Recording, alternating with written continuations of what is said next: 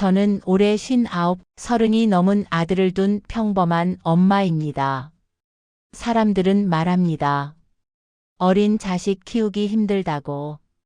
근데 저는 다 큰 자식을 키우는 게 더 힘들다는 걸 요즘 매일 깨닫고 있습니다. 제 아들은 이제 32입니다. 취업 준비를 한답니다만, 솔직히 말하면 준비를 한다고 주장할 뿐 어떤 변화도 움직임도 없는 나날입니다. 집에만 있으면서 밥 한 끼 차려주는 일조차 도와주지 않아요. 아침에 일어나는 건 늘 11시, 12시. 거실에 나와 TV를 켜고 밥은 제가 차려줍니다. 가끔 배달을 시켜 먹기도 하지만 그마저도 쓰레기는 식탁 위에 그대로. 방엔 옷이 쌓여 있고 컴퓨터 앞에는 지난주 컵라면 용기가 아직 있습니다. 그리고 아들은 그걸 아무렇지 않게 말하죠. 엄마가 잔소리만 안 했어도 내가 이렇게 안 됐어. 아빠가 나한테 지원을 좀 했어야지. 나도 잘하고 싶은데 환경이 안 도와줘. 처음엔 힘들겠지, 천천히 생각하겠지 하고 기다렸어요. 그런데 시간이 지날수록 아들은 모든 걸 부모 탓으로 돌립니다. 아들은 20살 때까지만 해도 활발했어요. 친구도 많았고 웃음도 많고. 근데 군대 전역 후부터 조금씩 달라졌습니다. 사람 만나는 걸 어려워하고 취업 준비는 한다고 했지만 실제로는 자기 방에서 컴퓨터만 하는 날이 많았습니다. 그리고 어느 순간부터 일자리가 없다. 요즘 세대는 다 힘들다. 나는 운이 없다. 이런 말만 반복하게 되었죠. 저는 불안했습니다. 언제까지 이렇게 살까? 혹시 우울증일까? 내가 뭘 잘못한 걸까? 엄마 마음이라는 게 늘 자책에서 시작되잖아요. 아들은 집안일이라고는 하나도 안 했습니다.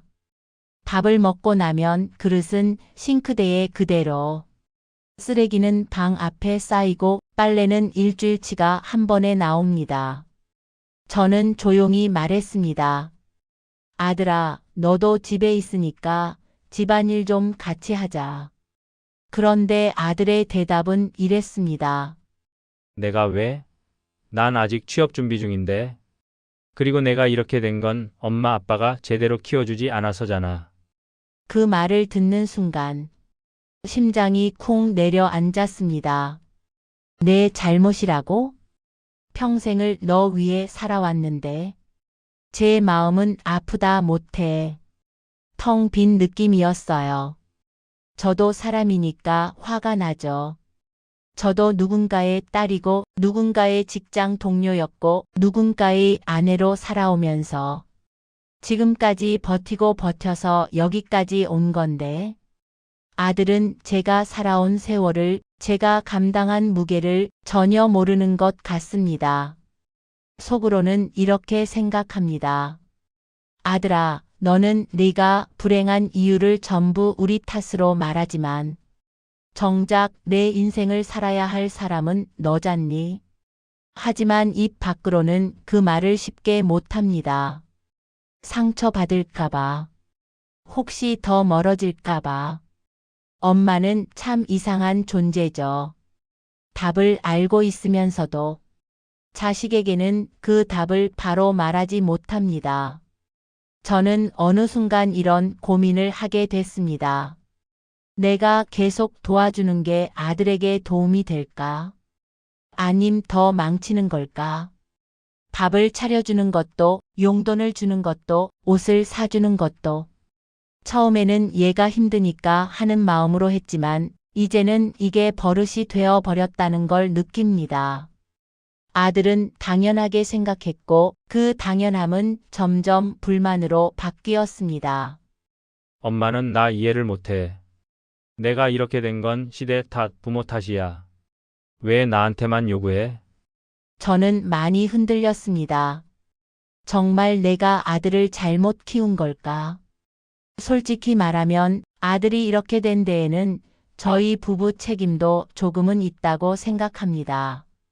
어렸을 때 힘들까봐 하기 싫어하는 건 안 시켰습니다.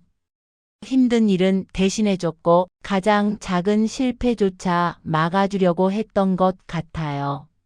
학교에서 누가 아들에게 뭐라고 했다는 이야기를 들으면 제가 먼저 화가 치밀어 올랐고 과제도 한 번씩 도와주고 선생님한테 항의까지 하기도 했습니다. 저는 좋은 엄마라고 생각했지만 지금 돌아보면 그건 모든 걸 대신 해결해주는 엄마였던 것 같습니다. 그러니 아들은 자기의 문제를 스스로 해결하는 법을 배울 기회가 없었겠죠.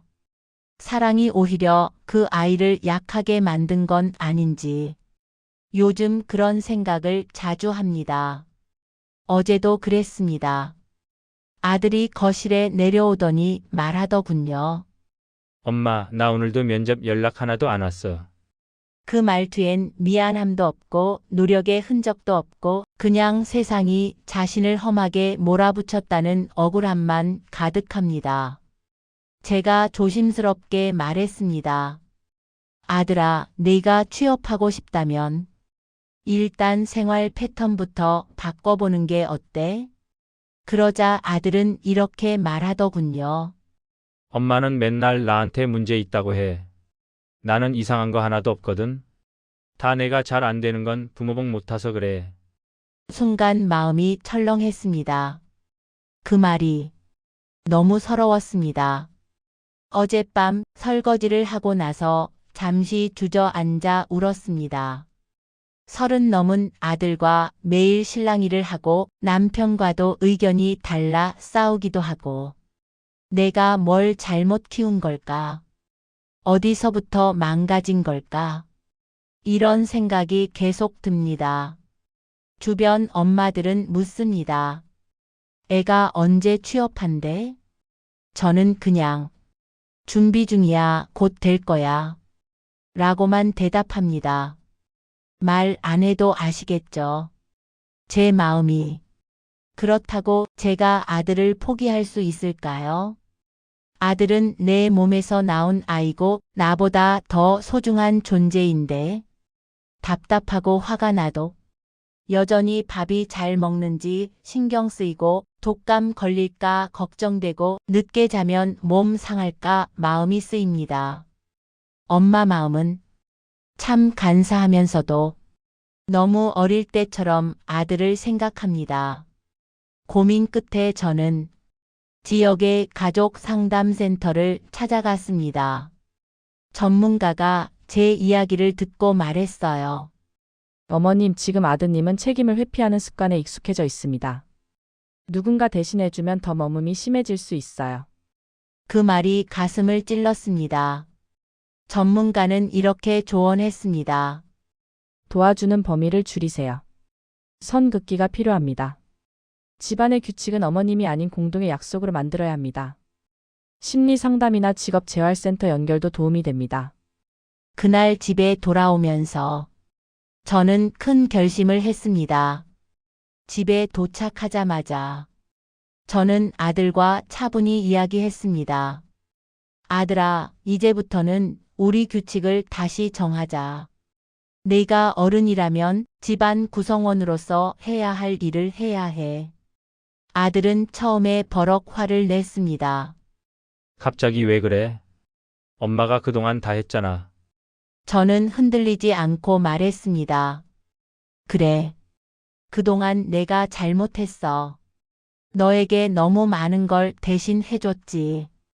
근데 이제 그건 너에게 도움이 안 된다는 걸 알았어. 아들은 아무 말도 하지 않았지만 저는 제 입장에서 할 말을 모두 했습니다. 처음엔 충돌이 많았습니다. 설거지를 하라고 하면 짜증내고 방 청소하라고 하면 문 닫고 들어가고. 하지만 저는 흔들리지 않고 작은 변화부터 요구했습니다. 솔직히 말하면 아들이 미울 때도 많았습니다. 왜 이렇게 되었는지 원망스러울 때도 있었습니다. 하지만 결국 아들은 제 아들입니다. 세상 누구보다 잘 되기를 바라는 아이죠.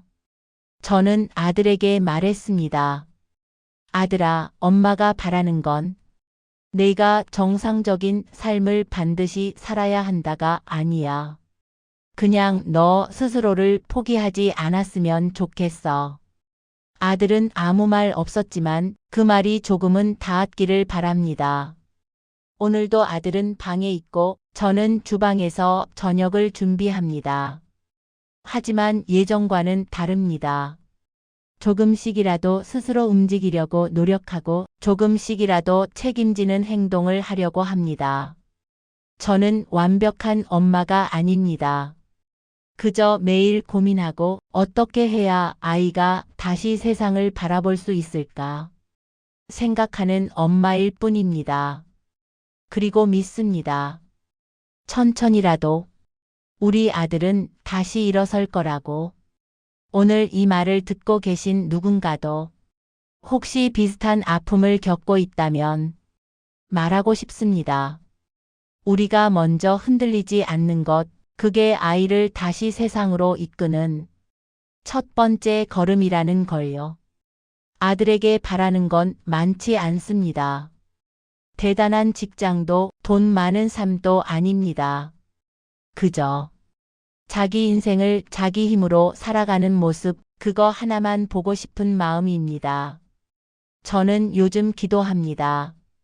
제발 이 아이에게 한 번이라도 스스로 해냈다는 경험을 주세요. 라고. 엄마로서 해줄 수 있는 건 이제 조용히 곁에서 지켜보는 일뿐일지도 모릅니다. 하지만 저는 믿습니다. 아들이 언젠가는 스스로 일어나 한 걸음을 옮길 거라는 걸. 그때까지 저는 오늘도 아들의 작은 가능성을 믿어보려 합니다. 고맙습니다. 오늘 제 이야기를 들어주셔서요. 더 많은 이야기가 궁금하시다면 구독과 좋아요 부탁드립니다.